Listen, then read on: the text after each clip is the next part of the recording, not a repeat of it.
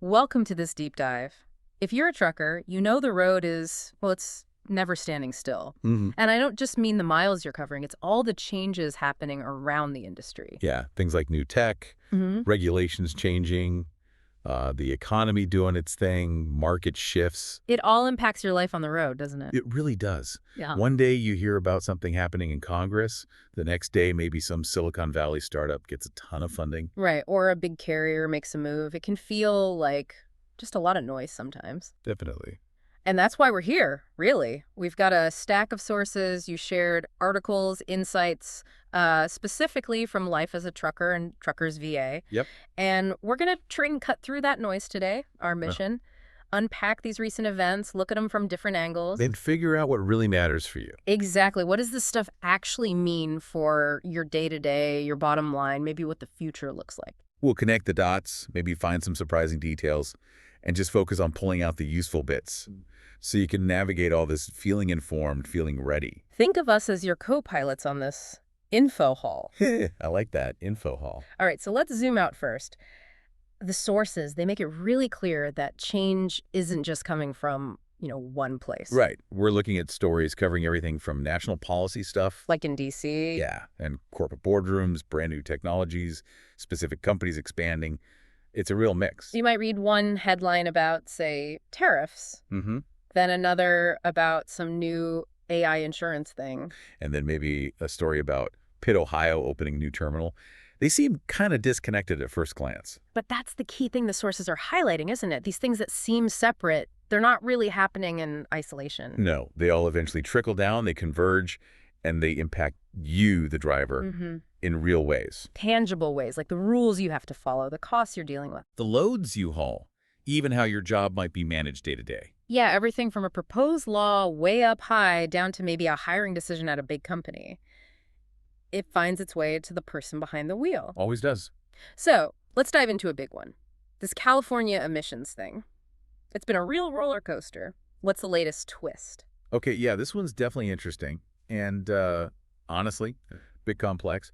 The big news is the U.S. Senate passed a resolution A resolution to do what? to basically block California from enforcing its really strict zero-emission truck rules, its mandates. Okay, slow down. How could California even set its own rules like that in the first place? I thought emissions were federal. The sources mention a waiver. ACT waiver? Right, exactly. Under the Clean Air Act, there's this specific provision. It's a waiver. Yeah. It lets California set its own tougher standards if the EPA says okay. Ah, because they have unique air pollution problem. Precisely. Yeah. They got this waiver years ago, and it let them push for things like zero-emission trucks, faster and harder than the federal standard required. Okay. So DC said, all right, California, you've got special issues. You can go stricter. But now Congress is stepping in on the truck part of it. That's the gist. This resolution specifically targets California's Advanced Clean Trucks Rule, the ACT rule. That's the one forcing manufacturers to sell more electric trucks each year. Yeah, that's the one. A rising percentage over time. So the Senate action is aimed at pulling back the waiver that lets California enforce that specific rule. Wow. Okay. And why is this such a big deal beyond just California? Because, like the sources point out, it wasn't just California. There were, 17 other states? 17. That many. Yeah, 17 other states had either already decided or were planning to adopt California's ACT rule. That would create this huge area, a block of states with these really tough mandates. So pulling California's waiver, that puts the brakes on things in all those other states, too. For now, yeah, it throws a huge question mark over their plans. Now, the perspectives on this really varied. I bet. For a lot of truckers, the sources said the feeling was relief. You can see why, right? I mean, the concerns are super practical. Can these electric trucks really do the job yet? What about the range? The weight of the batteries cutting into payload? And the cost? Who's paying for all this? Is the tech ready for long haul? Totally.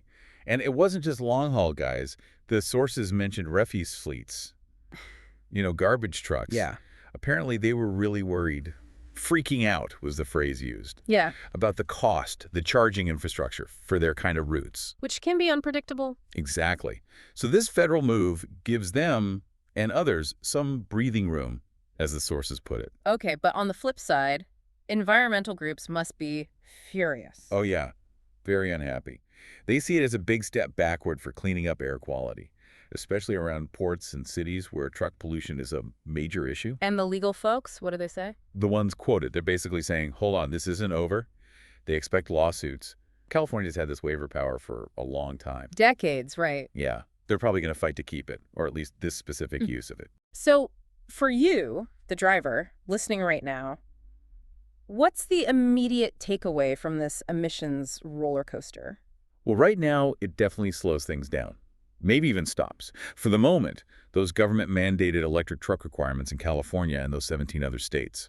So diesel gets a longer lifespan, essentially, without facing that immediate regulatory pressure in those places. Right. The sources frame it as a win for trucking freedom, giving fleets and drivers more choice based on what's practical and affordable right now. But here's the deeper thing this whole situation shows, I think. Policies can change on a dime, can't they? Absolutely. Politics, legal challenges. What looks set in stone one day can be completely upended the next. And it's important to remember, even with mandates paused in some areas, electric trucks aren't just vanishing. Not at all. You still have big private companies, Amazon, Pepsi, Walmart are mentioned voluntarily buying and testing electric fleets. Driven by their own green goals or maybe just corporate image. Right.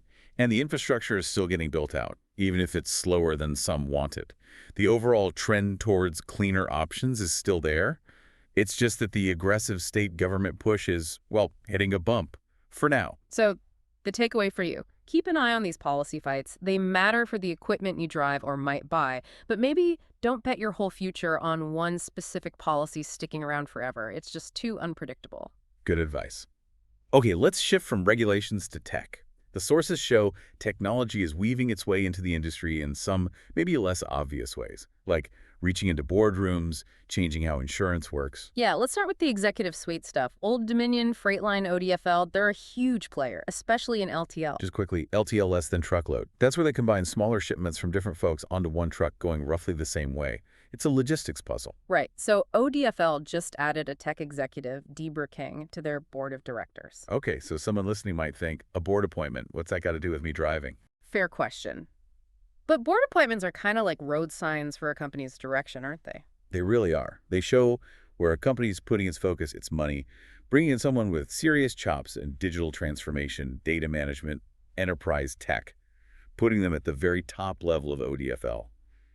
That sends a signal. It says they're serious about integrating tech much deeper into everything they do. Yeah, things like advanced digital freight management, using data for everything from routing trucks to predicting maintenance, cybersecurity. They're gearing up for a future driven by data. So how are people reacting? Investors. They probably like it, see it as smart planning. Logistics managers probably see it as necessary, right? Shippers want that real-time tracking, that data. Definitely.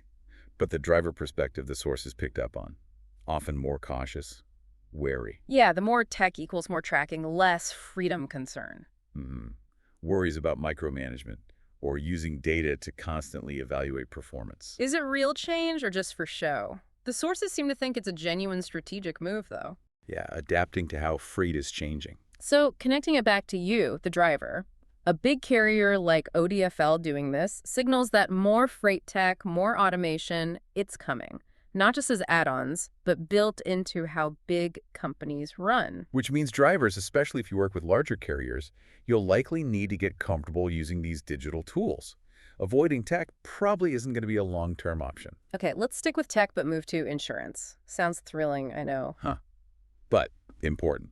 The sources mentioned this company, Nirvana. They just raised $80 million. $80 million? For what? For an AI-powered trucking insurance platform. Okay, AI and insurance. What's the pitch? What do they claim it does? They claim the AI does real-time risk assessment.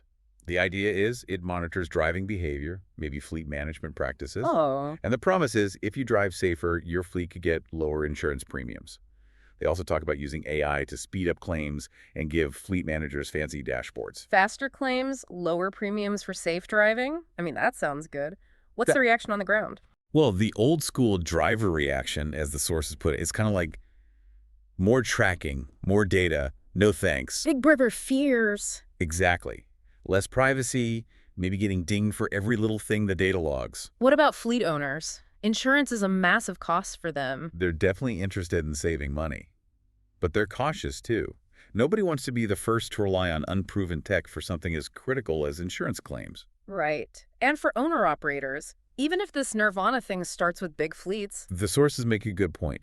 Innovations that catch on with the big guys often filter down to the whole market eventually, including independents. And that skepticism about the claims process is real, isn't it? I loved that quote. Oh yeah, the until the claim hits a real-world snag. Mm. You're on hold with someone who's never touched a truck. One. Yes. That perfectly captures the fear that AI won't actually fix the human side, the bureaucracy of getting paid. It really does. Look, the potential is there, maybe, to reward genuinely safe operations, but the risk from the driver's seat is more surveillance and maybe insurers finding new data-driven reasons not to pay. The big picture here seems to be that serious money is flowing into the business side of trucking, looking at things like insurance as ready for tech disruption. Which means changes are coming to how costs get calculated, how risk gets managed, and that's going to affect drivers one way or another. So putting these two tech stories together, ODFL's board and Nirvana's funding, it shows tech isn't just about gadgets in the cab anymore. Nope. It's changing how companies are run from the top down and how core things like insurance work. Potential upsides, sure, but also big questions about data, privacy, and who's really in control. Okay, speaking of tech and disruption, let's talk automation. Robot trucks, always a hot topic. The sources had an update on TuSimple, a big name in that space. Yeah, pretty big news, actually. TuSimple, the autonomous trucking company, is shutting down its U.S. operations. Shutting down completely in the U.S. Yep, and shifting their whole focus over to China. Wow. So what does that mean for trucking here? It means a major, well-funded player is basically pulling out of the U.S. autonomous truck race. Their facilities here are closing, people got laid off, the testing they were doing on our roads is winding down. What's the reaction been? According to the sources, a lot of truckers are kind of like, yeah, not surprised. Heard before? Right. The sentiment is sort of, they've been promising robot replacements for years, still waiting. A bit of told you so, maybe. From those who doubted the timelines for fully driverless trucks. Exactly. Now, the tech industry folks might just see it as market evolution. Some companies succeed, some fail. The tech keeps developing somewhere. And what about policy watchers? They raised some eyebrows, the sources noted, concerns about a company testing extensively on U.S. roads, gathering all that data, and now taking that know-how and focusing solely on China. So, for you, the driver, listening, the immediate impact seems to be the robot takeover isn't happening tomorrow. Pretty much. At least not from TuSimple in the U.S. Their exit really highlights just how massive the challenges are for full self-driving trucks in the real world here. We're talking cost, regulations, safety, the sheer complexity of the job. It's incredibly complex. And the sources emphasize that the tech that is making real inroads, the tech impacting drivers right now, it's not replacement tech. It's assistive tech. Right. Things like advanced collision avoidance systems. Yeah, smart dash cams that give feedback. Better routing software. Automated manual transmissions. Stuff that helps the driver. Makes the job safer, maybe more efficient, maybe a bit less physically taxing. So the insight seems to be, don't lose sleep over robots taking your job tomorrow. The focus for now is much more on tech that helps the driver. And the takeaway, get comfortable working with these assistive technologies. They're becoming standard equipment. Good way to put it. Okay, shifting gears again. Let's look at where the market's actually growing. Amidst all this uncertainty, the sources point to real opportunities, like Pitt, Ohio, opening that big new terminal down near the port of Norfolk, Virginia. Yeah, tell us about that. What's the significance? Well, it's not just any terminal. It's a pretty big investment. 15,000 square feet, 37 doors. And the location is key. Near the port of Norfolk, why is that important? Because Norfolk is one of the fastest growing ports on the East Coast right now. Ah, because freight is shifting away from the West Coast. That's a big part of it, yeah. Shippers are looking for alternatives to congested West Coast ports. And places like Norfolk are investing heavily to handle bigger ships and more cargo. So Pitt, Ohio building a big terminal there is a strategic play. Definitely. They want to capture that growing traffic, Yeah. especially cargo coming off ships that needs to be moved locally that's drayage or broken down into smaller LTL shipments for the region. It shows confidence in that specific market. Absolutely. Confidence in East Coast port growth. So what are the reactions? Pitt, Ohio company drivers probably see it as good news. Yeah, potentially. More doors, more loads, maybe more hours. Shippers probably like it, 2 faster ways to get their goods moving inland. And industry analysts? They see it as a smart move, tapping into that rising East Coast volume. Now, for owner-operators or smaller fleets in that area, It's maybe a mixed bag. How so? Opportunity, sure, more loads around, but also a big player like Pitt, Ohio, expanding could potentially put some pressure on rates in the area. Right. So for you, the driver, especially if you run lanes in the mid-Atlantic or deal with port freight, this is concrete. It could mean real opportunities. Better loads, more consistent work, maybe even jobs if Pitt, Ohio is hiring for that facility. It's a good reminder that even with all the volatility, there are still specific places and segments where companies are investing and growing. You got to watch where the freight is actually moving. Exactly. Okay, one more area is something that hits everyone's wallet: economics and policy bumping heads. The sources talked about proposed tariff increases on steel and aluminum. Yeah, a proposal to basically double the tariffs on some imported steel and aluminum from 25% up to 50%. And the stated reason is usually about protecting U.S. jobs, U.S. industry. That's the argument, yeah. But the sources immediately jump to the impact on trucking, a 50% tariff. That makes foreign metal way more expensive. And where do we find metal in trucking? Everywhere. Trucks, trailers, repair parts. Containers, the machines you might haul on a flatbed, construction materials. It's fundamental. So the direct hit is pretty obvious. Well, Higher costs for buying equipment, new or used, for maintenance for parts. Even tires have steel belts. And it doesn't just hit costs, right? It can hit the loads themselves. Yeah, if companies that use a lot of that imported metal slow down production because it's too expensive, or delay projects. Or move manufacturing somewhere else. Right. That could mean fewer loads available in certain sectors. Think manufacturing, construction. Heavy haul may be feeling it first. So trucking gets squeezed, higher operating costs, and potentially less freight in some areas. That's the worry. Now, the perspectives in the sources, they're split.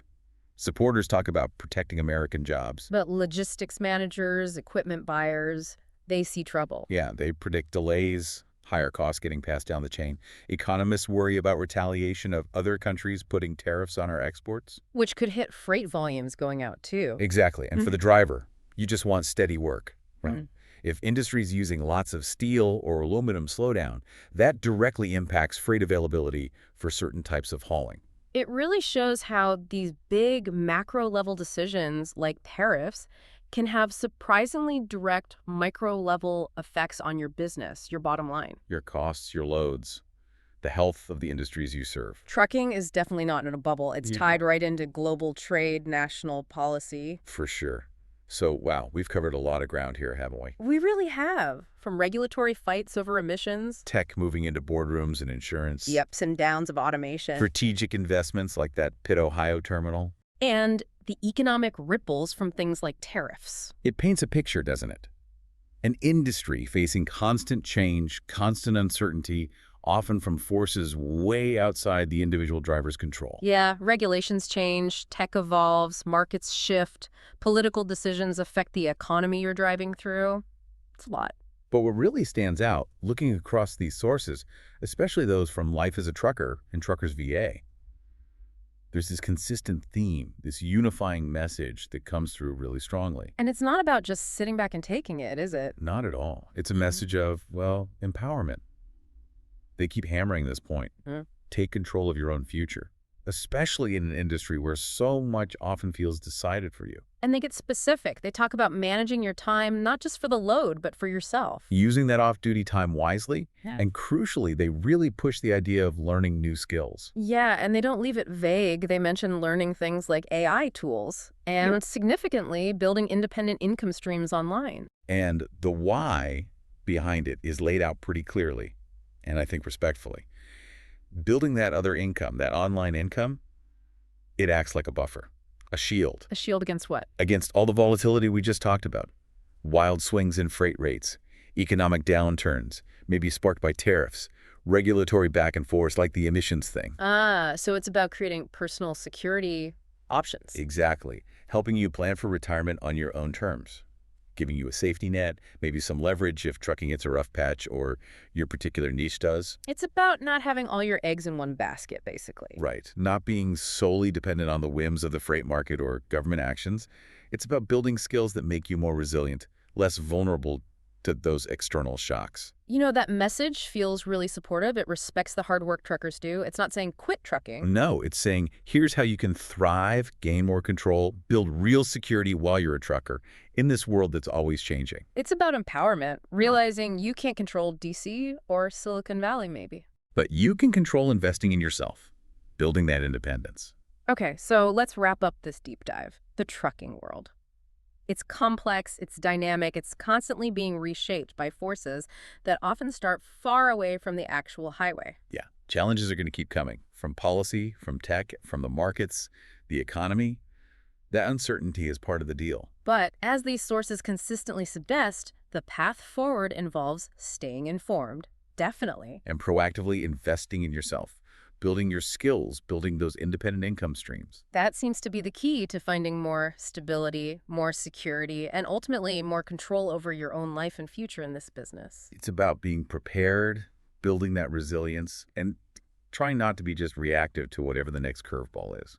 Which brings us to our final thought for you to take with you down the road. In an industry where so much can feel like it's decided for you by Congress, by tech companies, by the markets, what's the very next concrete step you are going to take to build income and security that's truly on your own terms? Thanks for joining us for this deep dive into the sources. We really hope these insights give you some valuable perspective for the miles ahead.